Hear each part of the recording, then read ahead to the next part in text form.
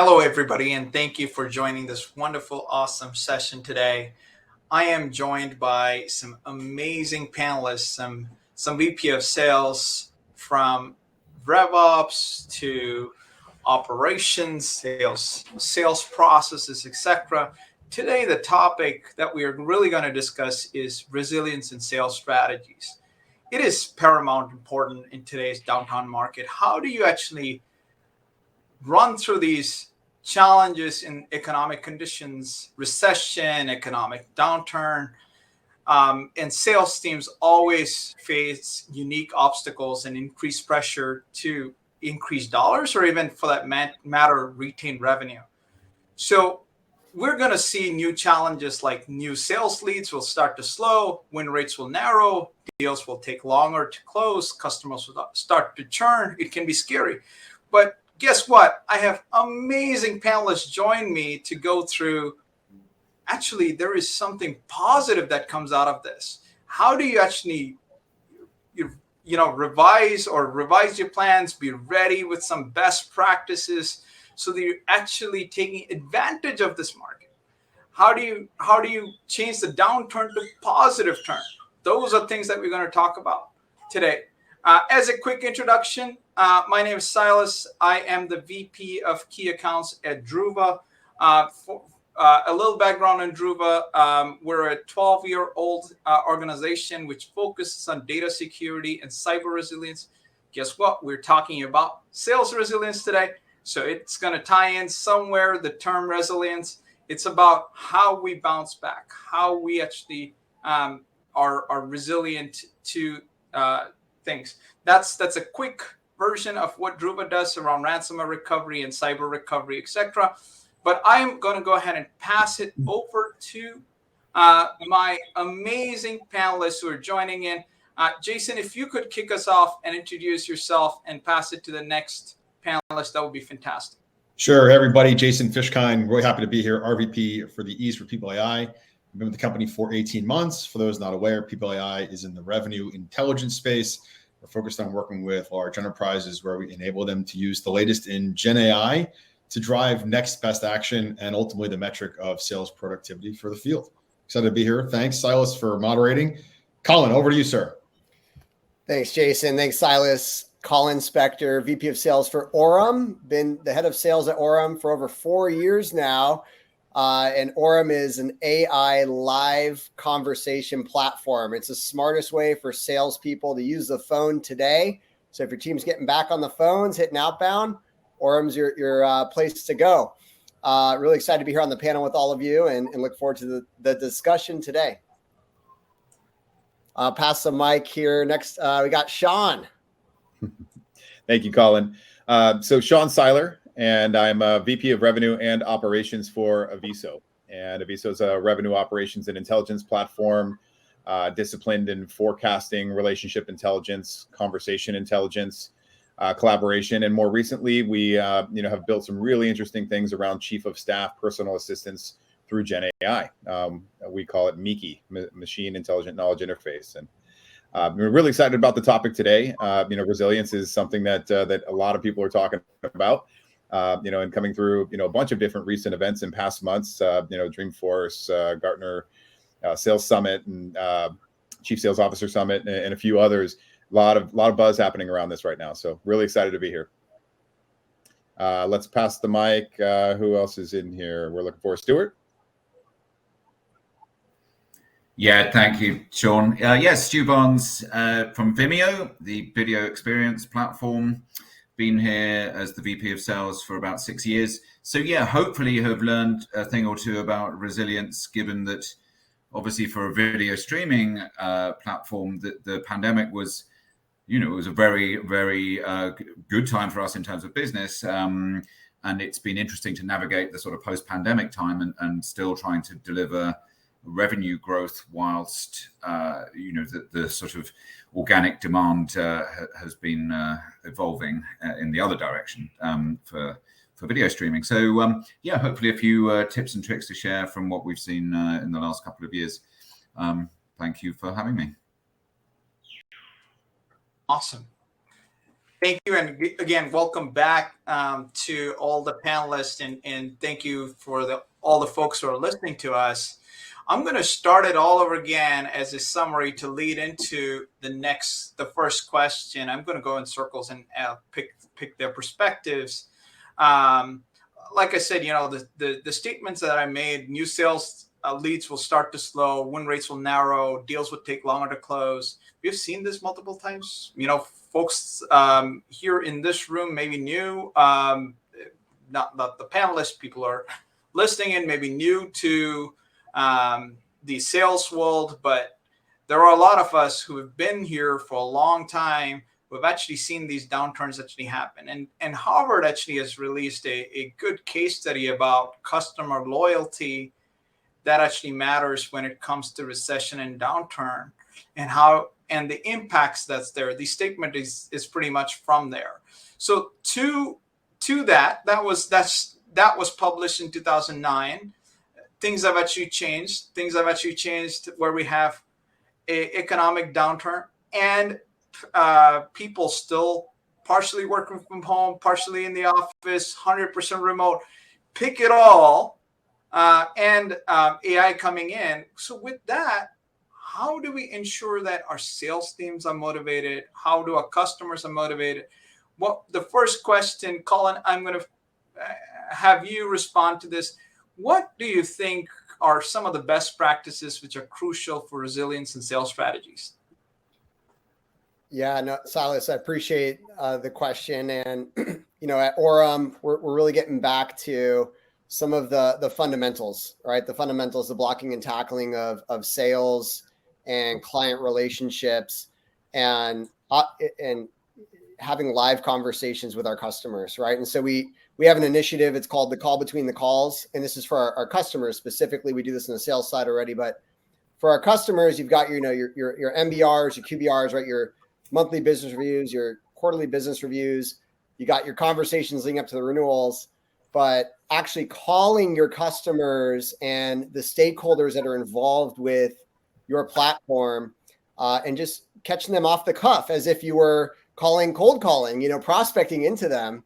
It can yield insights and leading signals that you might not get just from staring at a product usage dashboard or waiting for a LinkedIn alert or a job change tracker, and all these other kind of signals we have in the space. I still believe nothing cuts through the noise like a live conversation. And so, and who would have thought we're just getting back to talking to people again on the phone. And so getting the CS team specifically off of, hey, just the email and typical calendar invites, let's actually get a call and conversation quota where you're actually calling and you have a reason to call.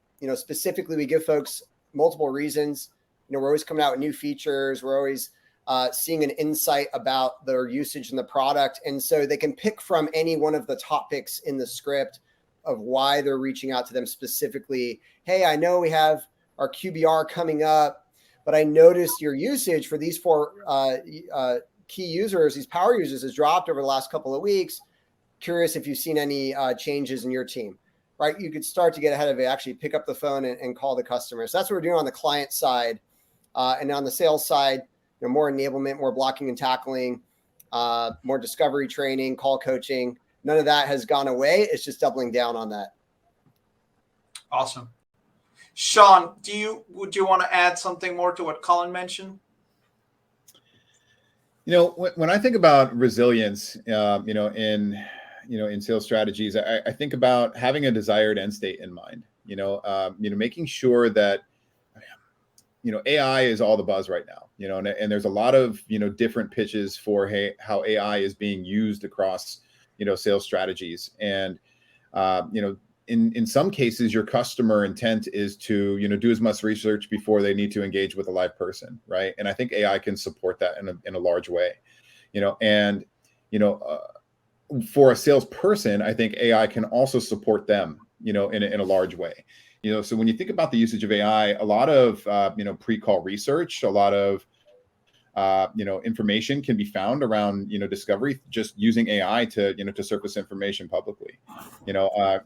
Keith Jones at Gartner recently said that Gartner expects 60% of seller work to be executed by generative AI technologies. A lot of people are freaking out about this statement right now, thinking like, oh God, I'm going to lose my job. I'm a seller. I got to really perform. Yeah, performance is important. But what I'm seeing is that AI is taking a lot of the mundane tasks out of their duties. It's taking a lot of the, the things that would normally take a significant amount of time, like, reviewing analysis calls, or, going back and listening to transcripts, or, things that are, that are really time consuming. And it's giving that time back to the rep, and it's summarizing all that information with key points that a rep can then use to be more effective at their call communication. And so when they're live in front of a customer, they now seem more informed. They seem more apt to help. It's more authentic in, in what the customer really needs. One thing that really stuck out to me, like at the end of last year, Seth Mars from Forrester said, he thinks that there's a lot of sales technology out there that, is really emphasizing the seller and the seller behavior and the seller process and things like that. And until sales technologies start to shift their attention towards the buyer receptiveness of this type of activity, the sales tech is going to continue to just, beat in MedPick or something, right? So, when I think about resilience, I really think about, working smarter and, and being more buyer focused. That's absolutely great.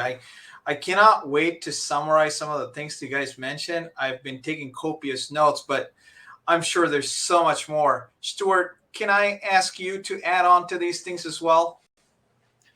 Yeah, for sure. And it's interesting, when I was looking at the sort of prep for this session, I always tried to sort of have little mnemonics for what I think are the sort of tactics that I've used in this situation, and I'm going to sort of put mine into what I call the 3 L's, and I think kind of what we've seen when the going has got tough is that you kind of have to you have to lead by example. So that's I guess the first of the L's, and I'm going to come back to that.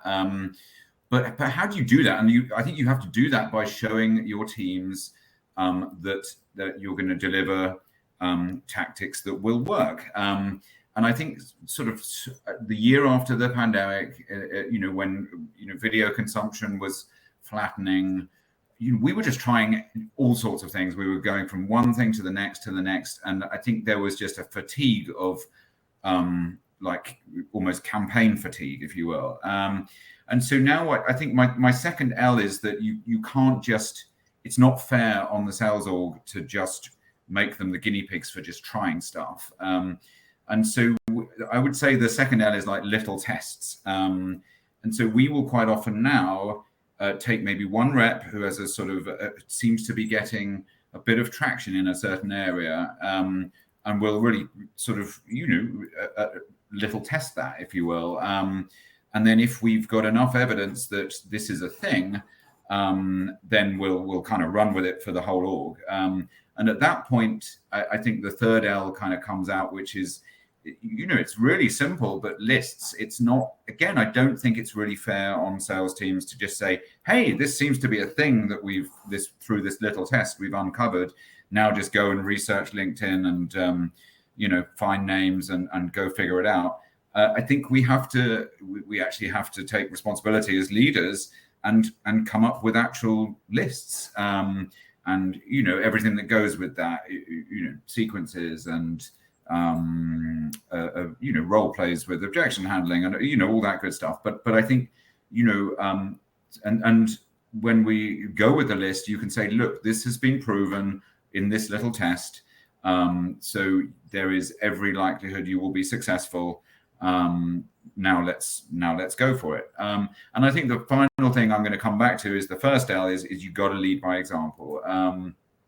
So you're obviously going to have call blitzes around these lists, and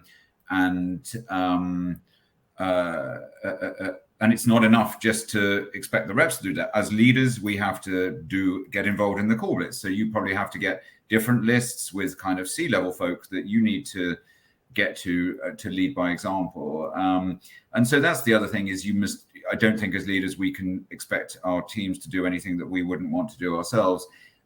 So that's the the third L and the first L is the same, which is lead by example. And yeah, I think Jason's got something to add to that as well. Yeah, I think these are all great points. Jason, I know you have a very different perspective. So yeah, well, it's not different. I think everything that was shared is spot on. Funny enough, I was going to characterize it in the 3 R's, right? So as a sales leader, I think about recruit, retain, and revenue, right? And at the end of the day, the individuals on our teams, right, or in our organization, or if you're a rep yourself or your peers, I think it comes back to one thing that when I'm recruiting that I'm thinking about, and it's what's your mindset, right? Resilience is a mindset. I think everything we talk through is, hey, the blocking and tackling, the call between the call, right? It's having the mindset to say, you know what, I'm going to go the extra mile, right? And the desired end state in mind. Do you have the curiosity to think about that, you know? And when you're thinking about like leading by example, what you shared, Stuart, I love the 3 L's you had, right? It all goes back to having the mindset innately of, do I think about it this way? Or am I the guy or gal on my team that's complaining, right? Or like, I think mindset is the most critical element to support everything we're talking about. That's to me the definition of resiliency. And that's not just in this crazy profession we all decided to go into for some reason of sales. That's in everything in life in a lot of respects. Absolutely. Well put. Ken, thank you for all those responses. I learned a lot in this particular process, just in the first question.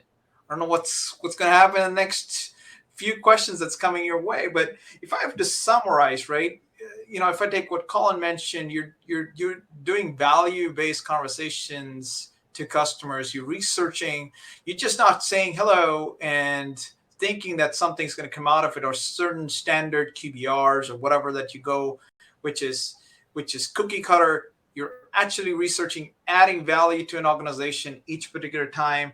You are looking at data. You're actually leveraging AI to enhance those value conversations. And then finally, the 3 L's and the 3 R's, spot on.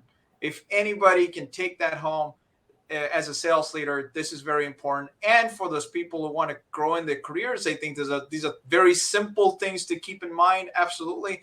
Stuart, I cannot tell you how complicated it is from a list perspective when you're doing a platform sale and you want to go from one buyer, one persona to the other. You will end up like me, pulling all the hair out. So absolutely, that is something that is a big L as part of that angle as well. So moving forward, I'm going to go one level deeper here. So we talked a little bit about adding value and things like that to our customers. How do you envision the evolution of customer relationship in the coming year? Maybe this time, Jason, you want to go first. Sure. I'll lead off. So I think what we've seen through the last, 18 months, especially, but even before that, is I think there will be a continued focus on retention, right? How do you go stay close to the customer? At the end of the day, the net new logos that we're all working towards, they are additive and accretive, but you've got to protect the base. And I think we've all developed, most companies, especially the ones that are thriving today or staying above water at minimum, they've doubled down on making sure that they are staying close to their customers. They're being adaptive and resilient to their needs, to use the prior term. But I think the continued focus on retention will only escalate. Absolutely. I Sean. have a thought on there. Yep. Thank you. So piggybacking off of the retention emphasis, I completely agree, by the way. When you think about retention, the utmost importance of retention is innovation. If you're continuing to innovate, if you're continuing to double down on your customer relationship, making sure that they're not just getting value in the onset, but getting value long term, and making sure that that value is evolving. What we see in the sales and rev ops space is that sales personnel, tends to cycle in and cycle out pretty quickly. Unfortunately, of course, and when we think about, that endeavor of, always repeating training, always repeating customer experience, new faces showing up in customer accounts, as long as you're continuing to, to add value without coming across as, hey, I just want more money out of you, I think that's extremely important, right? It needs to be symbiotic. There needs to be mutual value back and forth, and there needs to be continued innovation. But I think the same for net new business. I think, for net new business and customer relationships, you need to emphasize time to value, and when you're thinking about a new business relationship, you've probably promised them a lot in your sales conversations. You've probably done a bunch of discovery, done a bunch of scoping, done a bunch of alignment, and now you need to focus on that time to value, because that customer, can be evaluate the person who made that decision for you to purchase whatever you're selling. You're now on the hook to that person, to make sure that they look good in their organization. I can't count how many times people have been promoted as a result of some initiative that they drove because of a software that I sold, and I can call probably any of them at whatever company I join, and and work with them again and again and again, and I think that is where customer relationships need to go, through the remainder of 23 and on to 24 and beyond. Absolutely. Just one point, and I'll move on to Colin. I agree with all the points. In fact, you look at all the VPs of sales that have joined me.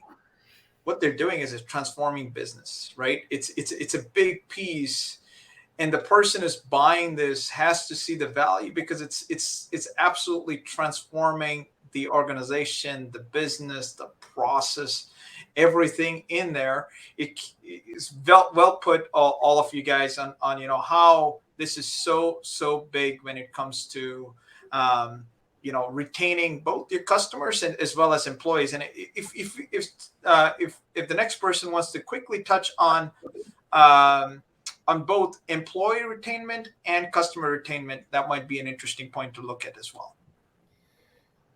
Yeah, I mean, retention is top of mind, both on your people in the business as well as your customers, of course, right? And like how, I think you started the topic earlier with like, how do you keep the team motivated in this kind of volatile time, this kind of kangaroo market? I don't know if it's bear or bull. It's kind of up and down. We've had different moments, and yeah, I shared this expression in a panel Jason and I were on last time, but motivation is like bathing. It's recommended daily, right? You may have heard that one before. And I think, Stuart, like, yeah, you got to lead by example with that, right? Like I was thinking of your L there, and it's so true. Like if you're doing your daily stand-ups, or at minimum your weekly sales all hands, or you're having your frontline managers do those daily stand-ups, like we got to lead from the front with positivity and optimism, and of course grounded in realism, right? It's not, we're staying grounded, but continuing to look towards the future, remind folks what mission we're on, what are we driving towards here, and focusing on what's in our control, right? And there's always something in our control every day. I tell my team 2 levers: it's attitude and activity. No matter what's going on around you, what news article is going on, or whatever's happening, you can always control your attitude and your activity.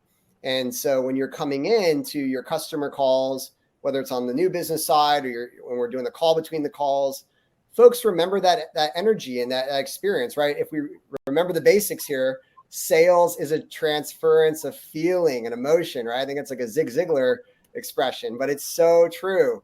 And reminding people of that emotion. And Sean, you're talking about, folks being a part of these corporate initiatives that were the express elevators for them to catapult their career. I think like Harvard did that study many years back where that was the fastest way folks got promoted, right? It wasn't tenure, it wasn't experience, it was attaching themselves to big corporate initiatives. And when those initiatives had true value realization and transformed the business, boom, they're on that express elevator. And so reminding folks of those fundamentals, and ensuring that you are someone that follows through and that they do have value realization and it is a win. And that's why, Sean, you can call your Rolodex, anytime. And I feel the same way with my clients. And so I think those elements, again, when I say blocking and tackling, I think of like the fundamentals of selling, right? Like bringing value and connecting with the people and ensuring they get that win is still critical to retention for your people in their career and your customers and their initiatives and personal wins. Absolutely. Stuart. Yeah. Yeah. Yeah. Sorry. Cut across you there. No. I just want to say that these are interesting thoughts, and I know that you introduced the 3Ls. I'm actually curious to see what's up with this question. Yeah. So I haven't got any 3-letter mnemonics for this one, but I think there's an old expression which is 9 deals out of 10 are won by turning up, and I think that there was a period where that was obviously very very realistic, and then obviously there was a period where it was more sort of metaphorical. You couldn't turn up physically, so you had to sort of turn up kind of metaphorically. But I think it's reassuring to hear everything that everyone said, because I think what we're coming back to is needing to turn up again, and I think there will be an element of that even in the old school physical example. I mean, we had a video meetup last night and there was like 100 people there, and so I think there is an appetite to start turning up again, and I think it's actually a way of differentiating from competition who aren't prepared to turn up. One of our biggest deals this year, we're a New York-based business. We went to Dallas to see the prospect. The competition didn't, and we won the deal. But I do think that, and that's on the new biz side of things. I think it's very interesting to hear a lot of the talk around retention. I think there's almost been an obsession with like reorg, almost like an annual reorg. It's like, well, this is the latest thing I'm hearing coming out of such and such a conference. We must reorg in that way, and you all know what it is. It's just the latest kind of trend. And what this means, sadly, I think in many cases, is this reshuffle or this lack of continuity for customers. I can't tell you how many times it's like, hey, I'm your new account manager. Are you good to renew? Tell me a bit about your business. And I think there's just almost an arrogance with that does not place the customer first. And so, I don't know, part of me sort of hopes we get out of this kind of obsession with reorging constantly because of the latest buzzword, and actually put the customer first and foremost, and have longevity. It really is no coincidence that the best account managers in my book are ones who've built a long-standing relationship with their client. They deeply understand their business. They deeply understand how they can impact their business, and they go on a journey with them rather than kind of being introduced 2 months before the renewal and kind of hoping for the best. So a little bit of a stream of consciousness, but I think it's all about turning up in terms of the evolution of the customer relationship, and not just kind of throwing sort of sales leadership buzzwords at your customers, because I think more often than not what you lose from that is actually more meaningful than what you gain from some of these reorgs. Right. To your small comment to chime in with, if that's okay, Silas. Yeah. So piggybacking on what Stu's saying, turning up is one thing, right? But I would encourage folks to step out of their comfort zone and be a thought leader sometimes, right? Because in some examples where you're nurturing your client base, we tend to fall into this groove of being yes men, or yes women for that matter, and you're taking orders, you're taking direction from them, and you're kind of going with the status quo, and as long as they're happy, everybody's happy, but don't be afraid to jump in and have an idea, and say, hey, this is what I'm seeing in the marketplace, and other customers of ours are seeing success with it. Maybe it's not something that we jump all over right now, but maybe it's something to track in parallel to to the way that you're currently running the business, and let's see if there'd be a gap or some sort of delta, because these are innovations. I'm seeing that a ton in generative AI right now. Yeah. Perfect examples. I had a customer say, look, I've got my formula, my algorithm, I simply just want a way to automate this, can you help me? Sure. But what I'm seeing is that you're missing a bunch of signals that could be impactful for your business when it comes to understanding the voice of the customer along with your sales algorithm, right? And so when you start to marry those together, you're going to enrich the accuracy that you'll receive. And and this is a great way for you to not just hit 100% accuracy, but what if you didn't see like 500K in your pipeline that that could have been won. Now, like these are some of the things that will make people think. Maybe they don't act on it right away, but you've challenged them politely to be more open to new ideas. Absolutely. So I'm going to come one level deeper into this because Stuart actually mentioned something interesting, because then we're talking about customer relationships and the continuity of the customer relationship. Interesting part is this: the old statement always said people buy from people. And number one. Number two is actually when we add value enough to a customer, when they even leave that organization, the first thing to think about is, how do I bring that other salesperson and the solution along with it into my new org? This has been a trend. I've personally watched it. I've talked to other colleagues like you guys, and understand this is a common trend here. But let's take a step back. We talked a little bit about mindset. We talked about value. What is it that makes that salesperson add that value, and what is that thing that actually puts their mindset in the right spot? Jason, looks like you're raising a hand.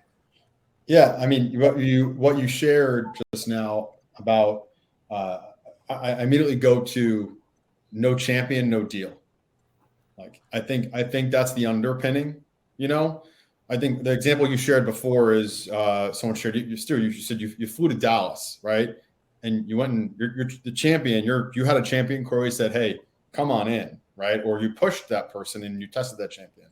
A former CRO was an Italian guy of mine, and my last name's Fishkind. I go by Fish, and he said Fish in my macaroni English.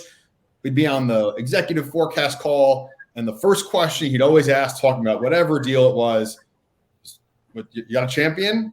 Have you tested? How? No champion, no deal, right? And it was always really that straightforward. When I think about whether it's through a good times or challenging times, market disruption or not, the North Star of identifying a potential champion, figuring out what their personal win is. If you can go identify a champion and an activator, right? That is the key for a salesperson, a sales leader, to go drive revenue. That's what it comes down to. Got it. Yeah, Sean, go ahead. Yeah, sorry, and I know I'm speaking up quite a bit, but I love the idea of looking at seller behaviors. But I do think that seller behavior is one piece of the puzzle, and I'll go back to some of my earlier statements on on some of the Gen AI that's coming out right now. I think there's really three legs. There are the seller behaviors, the activities, and mindset, I think, falls into activity. But then I also think that there's that importance of, of the buyer, and one way to test your champion and one way to test your, multi-threading of that account to multiple champions, is to listen to the intent of the buyer on the conversation, and be able to look for things that, that reps with happy ears, tend to, or choose to ignore, right? Or, or reps that are sandbagging, potentially hide, right? Like these kind of signals, when you actually pay attention to them, can stand out, and validate your champion and or disqualify your champion. And so being able to be aware of those, those signals, both from a, seller behavior as well as a buyer and buyer confirmation, if you will, I think are really important. Yeah, and I'm going to tie this into the next question, and probably Stuart can help us kick us off on that one. Is so with all these challenges, with all the things that we talked about, how can sales team maintain momentum, especially amongst this potential market disruptions? They've been asked to do X. There are tools that they have to look into. There's all these things, and it can get maniacal in certain areas. But how do they actually maintain the momentum? Yeah, I think I'm going to once again, plagiarize from Colin, because I do think you have to have the mentality that you can only control what you can control. And so, my notes, I've called it like a bunker mentality or a laser focus. But yeah, you just have to put one foot in front of the other. I mean, I'm afraid this is really not super super profound, but you have to control the controllable, and be positive with your attitude and your activity. And sometimes when the going gets tough, you really just you just have to take a leap of faith and just put one foot in front of the other, and just keep going. And things always will be okay.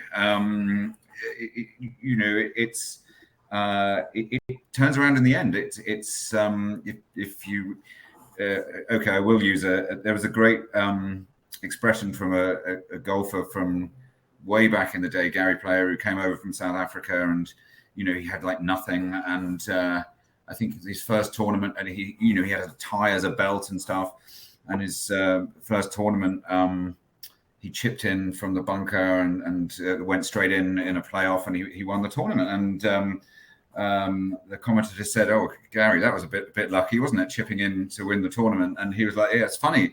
You know what? The harder I practice, the luckier I get." And I do think that's it. That's all it. It sounds as a pretty simple business, really. If you, like Connor says, if you turn up with the right attitude and work hard and put one foot in front of the other and keep doing that, usually the results will come. And so that's my sort of rather non-profound perspective on how to sort of keep momentum in these sort of in these interesting times. Stuart, I love that reminder, and that's such a great quote. And you said something earlier that I think really hits on this, and I think it's really noisy out there, right? And there's so many different AI technologies, and you're trying to figure out what should I make a bet on. And we have an expression at Orem, shavings make a pile, and what that really means is we look for those 1 to call it 10% incremental improvements. And you said earlier, those little experiments, right? Like, where can you run those little experiments so you're not doing shiny object syndrome with your whole team and planting the tree and lifting it up to see if the roots have taken hold and putting it back down. You're like doing little experiments with smaller groups. And so if there are some interesting AI technologies and you're looking to impact some conversion rates on some form fills, or look for some type of new signal that has just come out thanks to this new algorithm, focusing maybe 1 or 2 RevOps people instead of the whole RevOps team and the whole sales org, while you're keeping everyone else focusing on that 1 foot in front of the other. So that, you don't want to miss out on the wave, right? You don't I think there's this feeling a lot of folks have of like, I don't want to get left behind, right? There's this AI revolution. I don't want to get left behind.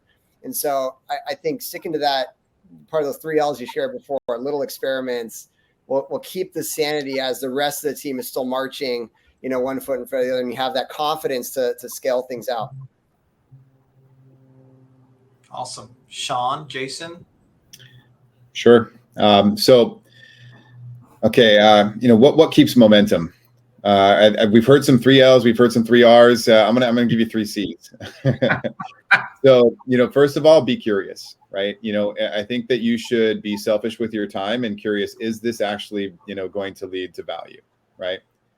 The second C is to, be confident, know that, that you're placing your bets on, on the right move. The AI, the big AI disruption right now is pretty interesting. And you're right, there's a ton of stuff out there. Look, I sell an AI platform, right? And what we claim as AI, sometimes isn't even really AI, and I'm not saying we, but like a lot of systems out there claim to be AI that aren't, and one thing that that we've realized is that AI is intended to augment human behavior by deep learning, right? And so when you understand that this is learning from your existing behaviors, learning from signals that it sees, correlating that information, and hopefully understanding your business and your own privatized data enough to make a prediction that is accurate, right? Now you have something to work with. And so when you're curious, about what this system is telling you to augment your behavior, make a decision and be confident about that decision, right? And then confirm that it's valuable. And so when you go through that confirmation can be, with your customer directly, your buyer directly. This could be, did this process work for me? But one of the most interesting things that I see about AI is that it's just so much faster than humans are, and it sees more data than a human does. And so when it raises a signal like, hey, something's at risk, you should pay attention and say, why does it think that and I don't? And that's going back to curiosity, right? So curiosity, confidence, and and confirmation. Awesome. Jason, I know you're smiling. It's actually a summary of what I shared before. I love the word curious. It's one of, if you said, Jason, you hire a lot of folks, what's the number one thing you look for? And it's also the hardest thing to teach somebody. It's curiosity. It's the number one attribute, in my opinion, that I'm looking for. And when I think about that, but to your question was like, hey, how do you maintain the momentum, amid these disruptions? Curiosity as a seller, as an individual contributor, right? As a seller, do you have enough curiosity to go identify the most important business initiative in that company? To my point before, how do you then go identify and build credible champions in the business, right? Like you can try and maintain momentum all day long, and you can go have as many conversations as you want. But what ends up happening for a lot of folks is they start chasing, right? It's tough. They spend a lot of time in areas that are not a good use of their time or their prospects' time, and they just start scuffling, right? It's quicksand. But having the clarity, back to where I started, on the mindset of what you're looking for. Ultimately, as a seller, you're going to go get your project funded through a downturn or a good time also, based on your ability to identify the biggest business initiative and tied to that. And how do you do that? It's always through a champion. No champion, no deal. Absolutely. So I think it's going to lead us to our key takeaways, but just to kind of summarize a few things, it's almost like you look at the champion, look at the problem, look at all these things. It's almost like, can you find the $3 million problem that the customer is ready to pay $500,000 for? And that's it. That's, if I have to take all these things home, that is it based on these. But I'm going to give a couple takeaways to the team, and then have our panelists give their takeaways as well. I cannot tell you how many 3-letter words, fantastic words that I took, and it's gonna stick with me. It's very easy to remember, but in the end, resilient salespeople it starts with the mindset, the attitude. There were also the 2 A's that I learned, the attitude and the activity as well. So it's all about strategic activity. Just to add that part, if I have to put that, otherwise you could be burning, you could be dialing all day, you could be, in my good old days before Orem was there, we used to joke around, dial till your fingers bleed. That's not true anymore. So you have to be very strategic onto how you actually do those. So I want to ask our panelists, starting with Stuart, key takeaways for today's leaders. What can they bring back home and solve for some of these challenges? Yeah, I mean, look, I'm actually I've learned stuff on here, so I might try and distill what I think I've learned from the call, which is, I know I've talked a lot about almost the tactics, individual stuff you can be doing, but I think the one thing I never really covered was, you can do all of these things, but you got to know that there's you're not just spinning your wheels. And so I do think it's really critical. And I think there's this I think Jason, you said it, that you can typically get business out of a growth company or a company who's in distress. It is actually pretty tricky to get business out of what I would call even keel. And so I think you can easily, if you've got a growth business or a distressed business, there's probably deals to be done there. If you've got an even keel business, then you've really got to do all of the hard yards that build, really work hard to build champions, deeply understand the business issues within that even kill business, because it will be nuanced, it won't be obvious. And yeah, I think that's what I've sort of been reminded of today, is that tactics are all well and good, but I think especially when you're looking at sort of even kill prospects, customers, you've got to really be you've got to have champions, and you've got to deeply understand their business, and put the customer at the center of that. Sean? Yeah, look, I've really enjoyed this conversation, and a lot of really important themes here.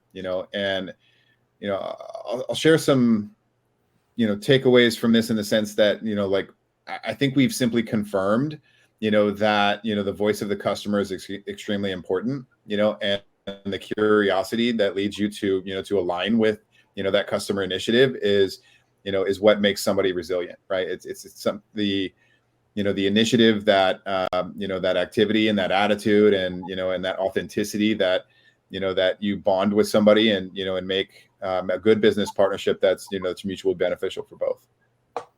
I would encourage, if I was talking to my sales team today, I would encourage them to be thought leaders, and challenge the status quo, through curiosity, through listening, active listening, and make sure that you are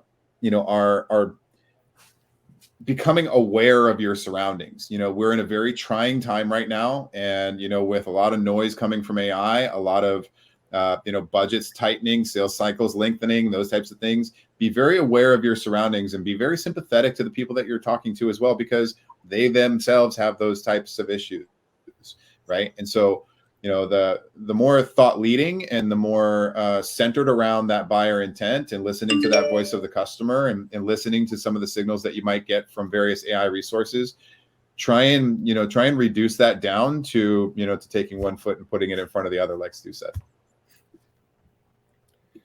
Yeah, no, Sean, that was great, right? Like and with that, you have more empathy, right? Because, and I've seen some of my best reps, like what I've noticed on the calls is it's less of formal discovery and much more of like, hey, like how was the last QBR? How was the last board meeting? Like really speaking to the executive, and like, yeah, like I'm hearing, everyone's trying to extend runway and find a better way to hit targets. And, if you start speaking to the language of whichever executive persona that you sell to, and you clearly show you understand them, that's felt, right? And authentic, like the best reps, they really become domain experts to really understand their champion's unique kind of business challenges. In my experience, anyways, I've seen the best reps do that and go the extra mile, as was brought up before. And I think that's still going to differentiate yourself. And so, like, part of the takeaways here, I love the reminder of the Gary Player quote: the harder I practice, the luckier I get, right? And I think that's all, like, a lot of what we're saying here is blocking and tackling. We have to practice the fundamentals, and we have to practice those drills, and we have to know not just the objections, but really deeply understand the business problems that we solve for and that we can uniquely solve for our customers. And I was thinking something, Jason, that you brought up of like ensuring reps don't get trapped in quicksand, and you don't want to spin your wheels, and you have to really dig deep to find champions right now. But every business has an initiative right now, likely multiple initiatives. And, in some cases, maybe we're stretching some reps too thin to be able to go too deep on accounts, right? And so I'm always thinking about ways I can ensure that we're really going deep into the account before moving on. And I think part of that needs to be like, how do we back our people to make big bets?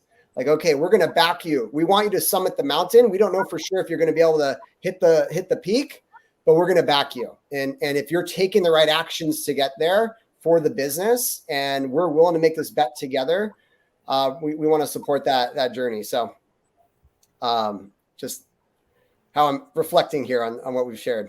I'm with you. Am I pulling up the rear here, Silas? You are. And, all right. And Colin touched the L, lead by example. So probably you can help us take home. So I love the 3 C's. I like the 3 L's. How about supercalifragilisticexpialidocious? Maybe. But no, I think about what you guys said. Curiosity is primary, customer centric, empathy, the fundamentals. When I think back to the theme of this conversation, this was a great talk, gentlemen. Like, what are the blueprints for navigating the challenge and harnessing opportunities? If you're a sales leader, I'll go back to where I started on, or not where I started, but I was talking about the 3 R's, and the first one being recruit, then retain, then revenue, right? And recruitment, it always all comes back to the people, right? Like, to yourself, what's your mindset, right? A players recruit A's, right? B players usually recruit C's, and then that challenge happens, right? So when you're navigating challenges, having the right folks there on your team is critically important. That's the first part. If you're a seller participating here, it comes back to mindset, right? Are you the individual that's thinking about how you're attacking your territory and how your account planning and how you're thinking about dissecting your deals with a skeptical lens to fill in the gaps, right? Like, those to me are the critical junctures. If you're thinking about, hey, I've got some challenge in my business, those are simple North Stars, fundamentals, in my opinion, that if those are adhered to, you've got a pretty damn good shot at getting through the challenges. Awesome. Well, panelists, thank you so much for all your insights. I've learned a ton. I hope all the viewers have learned a ton too, and can put some of these things to practice. And it's going to be a challenging year, yet an exciting year ahead of us. Thank you all for listening. Have a great day. Thanks, Silas. Thanks, guys. Thank you. Cheers.